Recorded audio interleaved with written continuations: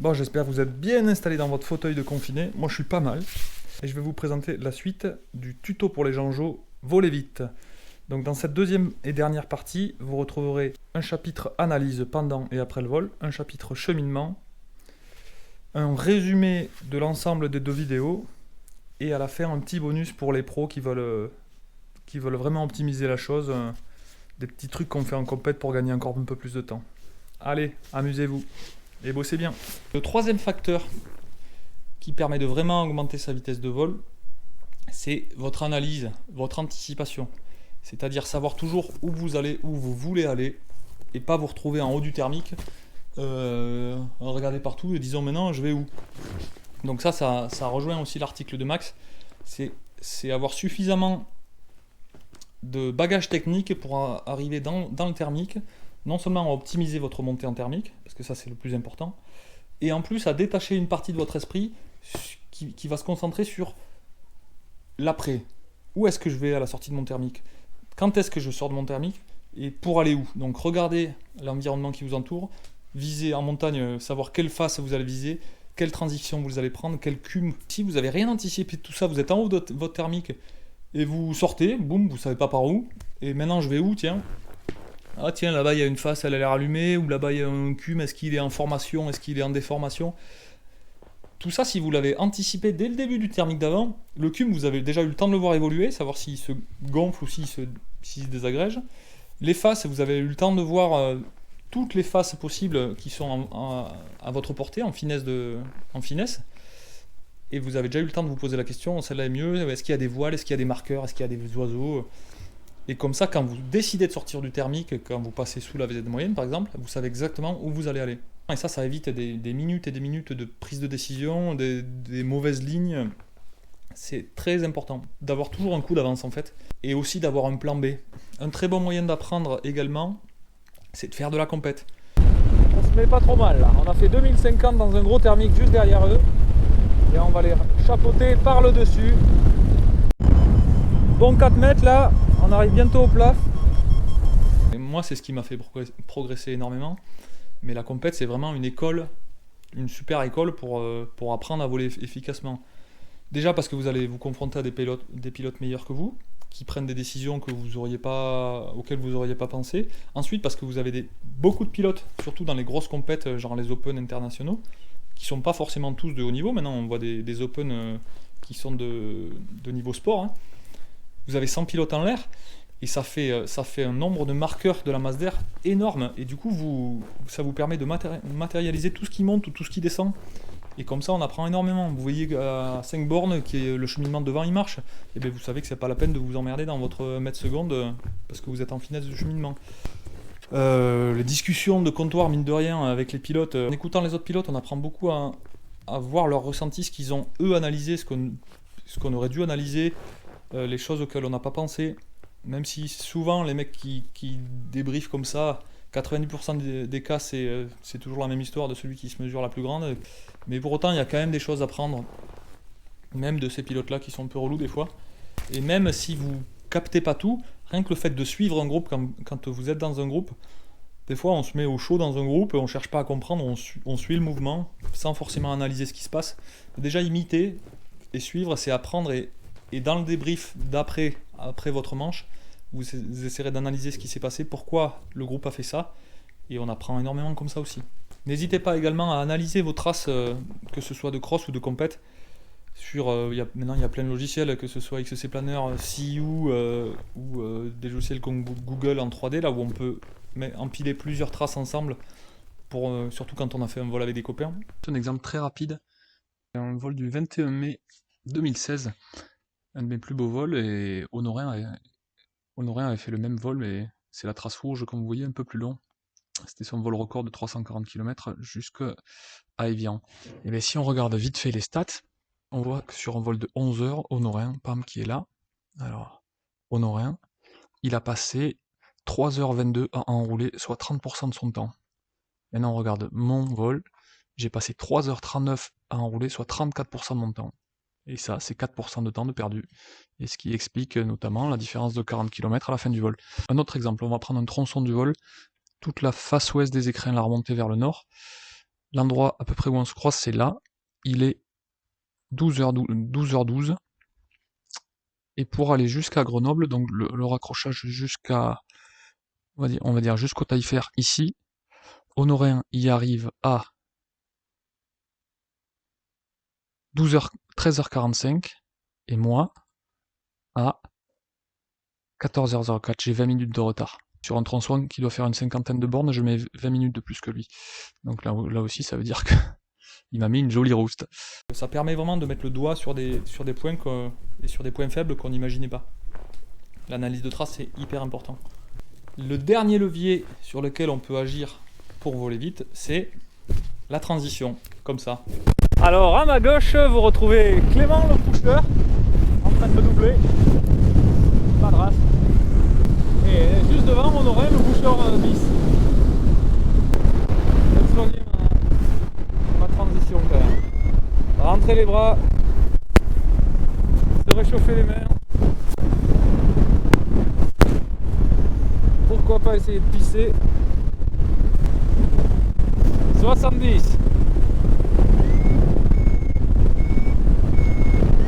Donc il faut savoir que transiter plus vite en utilisant l'accélérateur, eh bien, ça induit une finesse qui se dégrade et donc forcément plus de temps passé dans les thermiques. Donc encore une fois, je vous invite à regarder le tuto de Baptiste qui parle de ça. Et grosso modo, il faut savoir que ça sert à rien de voler à fond tant qu'on n'a pas des thermiques intégrés sur 20 secondes et pas des valeurs instantanées inférieures à 2,5. Ça marche avec nos voiles compètes. Avec des voiles un peu moins perf, des D ou des C, quand vous accélérez, vous dégradez encore plus. Donc des fois, il faut des thermiques un peu plus gros. Il faut du 3, 3,5. Je crois qu'il vous a mis un tableau dans son tuto là, équivalent voile compète et équivalent voile C, de la vitesse théorique à adopter en fonction des thermiques. Si on a les capacités techniques de tenir cette vitesse dans de l'air qui bouge, eh bien, pourquoi pas le faire, hein, tant qu'on est dans la zone de navigation. Autant optimiser jusqu'au bout. Il faut juste savoir qu'à un moment donné, si on est bas, il faut arrêter, et il ne faut pas s'arrêter trop tard. Voilà. Il y a aussi une notion très importante quand on transite, c'est le choix de sa ligne. Donc ce qu'on appelle ligne, c'est la route qu'on va suivre pour transiter. Essayer de détecter les zones de flottement avec les indices qu'on peut avoir au sol ou en l'air, donc des barbules qui forment devant, des oiseaux qui planent, qui choisissent souvent des très bonnes lignes, les vautours et autres rapaces. Et donc les zones de flottement, ça vaut vraiment le coup de ralentir sa voile pour y rester le plus longtemps possible. Et des fois, même en ralentissant sa voile, soit au frein, soit aux arrières, on arrive à ne pas descendre et à faire du zéro là, sous les nuages, sous des rues de nuages ou au-dessus de crêtes longtemps. Et là, on gagne vraiment du temps. C'est parti pour un glide de 22 bornes à 12,7 de finesse théorique. 11 bornes, on n'est plus qu'à 9,2 de finesse. Ça a porté tout le long, c'est pas mal. Mais là, ça va être tendu, on est repassé à 9 de finesse. On a plus d'air qui porte là. Bon, ben là, on va bientôt passer les pointants là. Il n'y a plus qu'à 6 de finesse pour le vol, donc ça devrait le faire. Hein. Allez, la ligne est là, il faut vraiment tout là. Je vais arriver avec pas beaucoup de marge parce que là, on est contré, ça dégueule.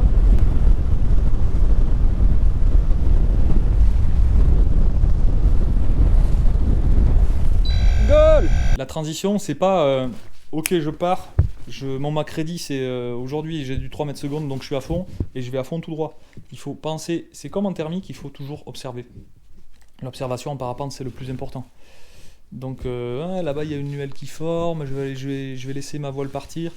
En transition, oubliez le pilotage. Une fois qu'on est à l'aise avec sa voile, bien sûr, on l'oublie de plus en plus et on se concentre sur ses sensations et sur ce qu'on voit. C'est-à-dire que si la voile vous tire à droite, laissez-la faire. Tant que c'est pas dangereux pour l'intégrité de la voile et que vous risquez pas de prendre une fermeture, laissez-la faire, vous la touchez pas. Mais des fois, moi ça m'est arrivé souvent que la voile fasse un quart de tour toute seule, que je la laisse faire et qu'en fait, boum, elle se fasse aspirer par le thermique et elle m'amène droit dedans.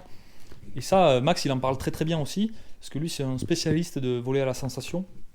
Et il est d'ailleurs très fort en prospection pour ça. C'est-à-dire qu'il est comme Ono d'ailleurs, hein. Ono, c'est le plus fort là-dedans. Trouver les thermiques, il faut arriver à s'ouvrir à ce genre de sensations et pas être omnubilé par le pilotage, garder la voile au-dessus de la tête. Il y a une attaque à droite, hop, je la contre. Si vous faites ça, vous ne sentirez rien et la voile ira là où vous voulez. Vous risquerez pas de prendre une fermeture, mais si vous rentrez dans un thermique, ça sera un coup de chance, quoi. Alors, pour conclure et résumer un peu tout ce que je viens de dire, parce que je me rends compte que j'ai un peu chargé là en termes de densité d'informations. Avant de commencer à toucher l'accélérateur pour augmenter votre vitesse moyenne et voler vite, pensez déjà à optimiser toutes les phases de vol.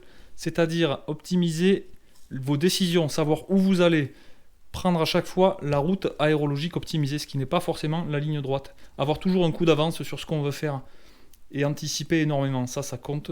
Et ça vous faire gagner beaucoup de temps et ça vous mettra plus en situation de confort et de sécurité. Ensuite, être bon en thermique. Et ça, c'est un travail à tous les niveaux où on peut progresser en thermique. Que ce soit le crosseux qui bosse des 200 bornes ou le mec qui a 50 ou 100 vols et qui bosse ses premiers crosses.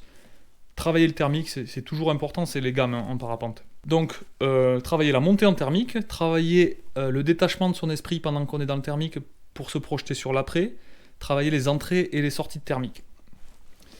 Et également, détecter les zones de cheminement et savoir les exploiter au mieux, sans se mettre en danger, bien entendu. En dernier lieu, vous pouvez jouer sur votre vitesse de transition, donc c'est-à-dire jouer sur le régime de vol, accélérer ou non votre voile, pour vous accorder à la théorie du Mach ready, et ça vous fera gagner un petit peu plus encore. Mais ça, j'insiste sur le fait que c'est le dernier levier qui vous fera gagner de la vitesse. Maintenant, pour ceux qui en veulent un petit peu plus, là je vous rajoute quelques petites astuces qui peuvent permettre de gagner encore des pouillèmes, mais bien entendu ça se fait une fois que tout le reste est acquis et une fois qu'on est bien à l'aise avec tous les régimes de vol dans toutes les conditions avec sa voile. Et donc c'est pour ça que là j'ai mis la sellette de gunner pour aller vite, la sellette qui va vite, parce que on joue vraiment sur les finettes de la FEM pour vraiment optimiser le petit truc qui fait qu'on arrivera peut-être 10 mètres devant le copain d'à côté ou un cône plus haut, quoi. Alors on va commencer par les thermiques.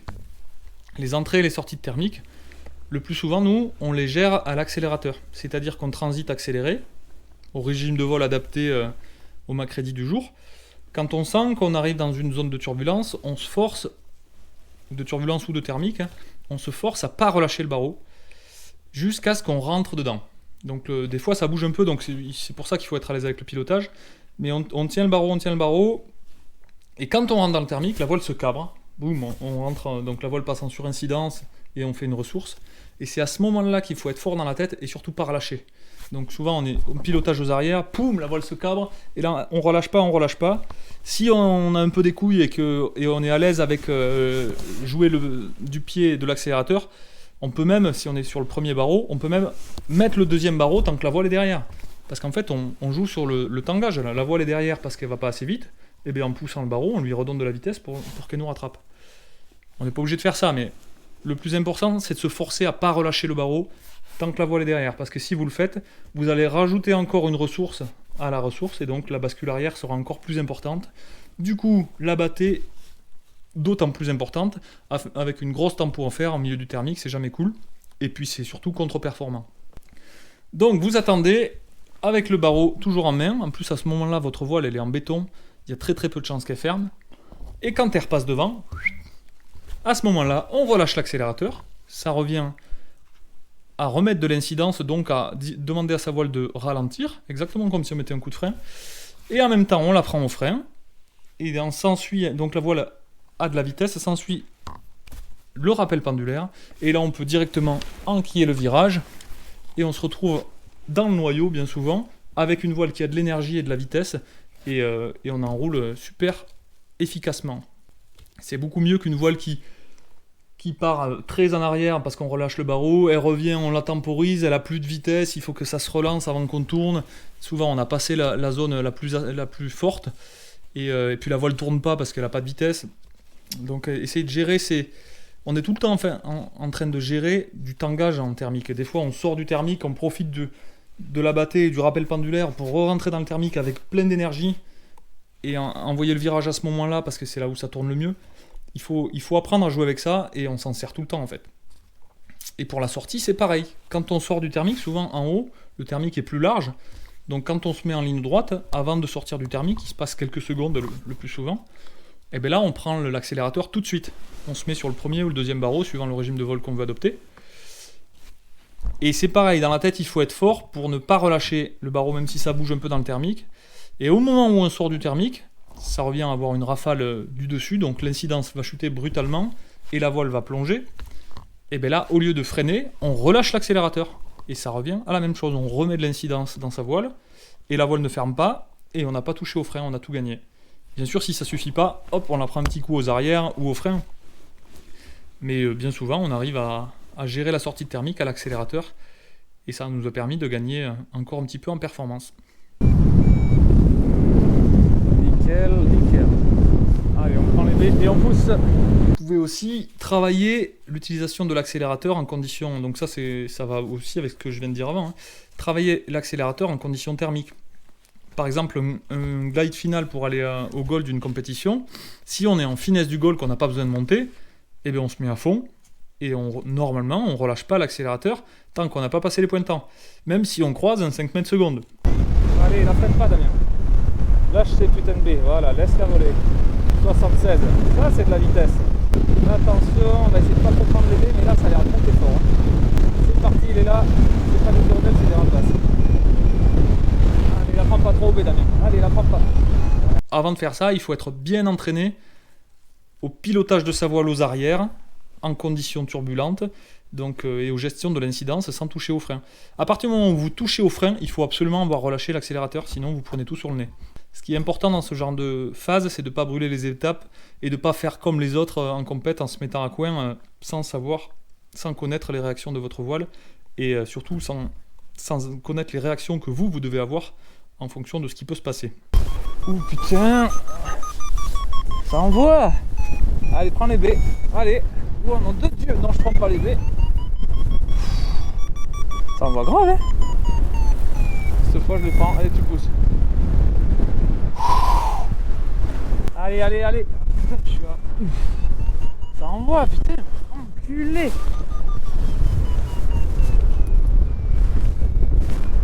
Impressionnant. What Dieu. Ah, là, j'ai lâché quand même. Je suis chié dessus.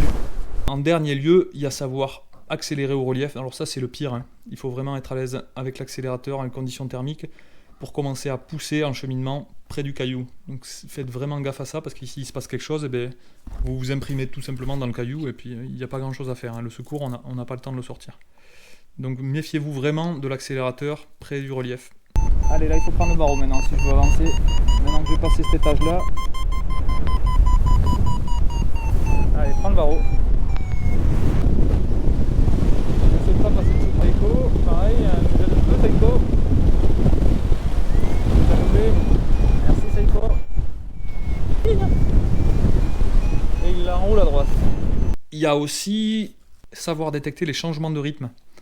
Ce qu'on appelle changement de rythme, c'est les conditions qui changent brutalement. Par exemple, vous avez identifié une VZ moyenne à 3 mètres secondes, donc vous volez à fond par rapport à votre Macready. Et d'un coup, il y a un voile qui arrive. Il fait nuit, putain, il fait nuit. Ça fait un quart d'heure qu'on survit comme ça.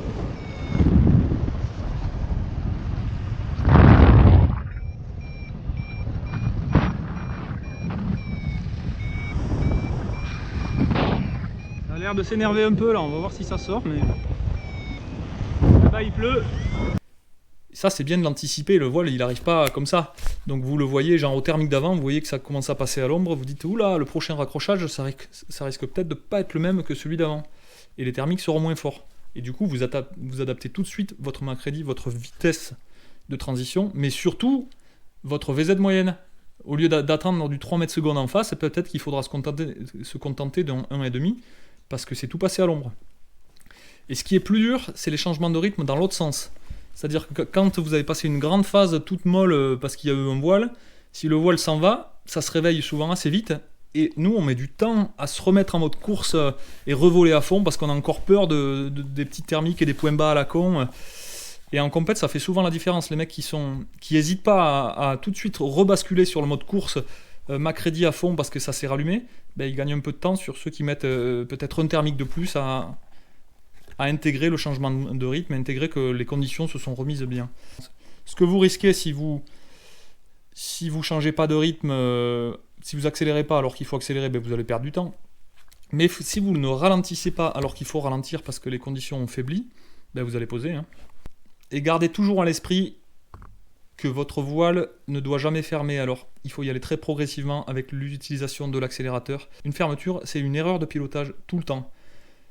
Normalement, on est censé pouvoir piloter son aile et la garder ouverte dans toutes les conditions. Et si les conditions sont trop fortes pour que même un très bon pilote garde sa voile ouverte, c'est qu'il a fait une erreur aussi parce qu'il devait pas être là où il est. Gardez ça en tête, hein. Nous, en compétition, même à haut niveau, quand on ferme, eh ben on rigole pas. Ouais, t'as vu la claque que j'ai pris, putain, elle était belle. Vraiment, on se remet en question et on le fait tout de suite, même pendant le vol. Pourquoi je l'ai prise sur la gueule?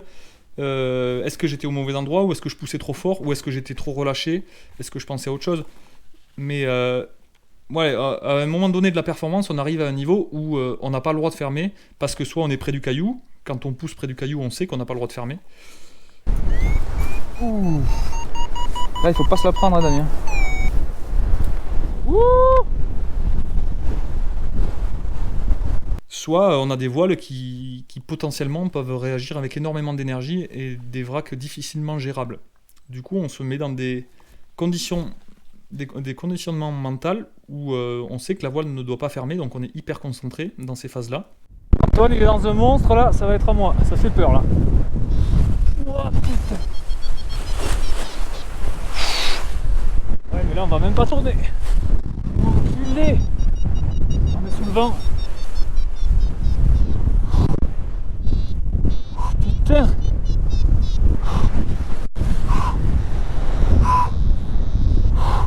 Voilà, j'espère que j'en ai pas trop dit, que j'ai pas trop assommé tout le monde. C'est vrai que c'est un sujet très vaste et j'ai pas tout dit, j'ai oublié des choses. Mais bon, je pense que c'est suffisamment d'informations déjà assimilées.